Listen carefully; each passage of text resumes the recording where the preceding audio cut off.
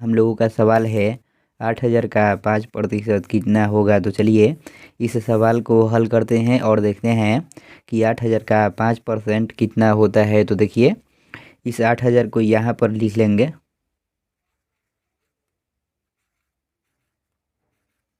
यहाँ पर क्या है आप लोग ध्यान दीजिएगा, हम यहाँ पर भी क्या लिखे हुए हैं देखिए। तो इस का अर्थ होता है गुणा, इसी तरह से इस का भी अर्थ होगा गुणा, इसलिए इस का के लिए यहाँ पर गुणा का चिन्ह दे देंगे और इस 5 को यहाँ पर लिख लेंगे।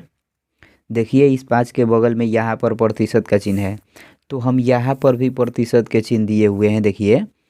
तो इस प्रतिशत के चिन्ह का अर्थ होता है 1/100। इसी तरह से इस प्रतिशत के चिन्ह का भी अर्थ होगा 1/100, इसलिए इस प्रतिशत के चिन्ह के लिए इस 5 के गुणे में 1/100 लिख लेंगे। कुछ इस तरह से ऐसे ही आप लोगों को भी लिख लेना है। तो अब यदि आप लोग यहाँ पर देखते होंगे तो जो इतना पार्ट यह बन गया ना, यह बाटा वाला गुणा बन गया। तो अब हम इसको कटा लेंगे। तो देखिए इस 2 जीरो से इस 2 जीरो को कटाएंगे, यहाँ पर 80 बच गया, तो इसको यहाँ पर लिख लेंगे। देखिए 5 गुणे 1, तो 5 से कहीं कितना होगा 5 होगा ना, तो यहाँ पर 5 लिख लेंगे।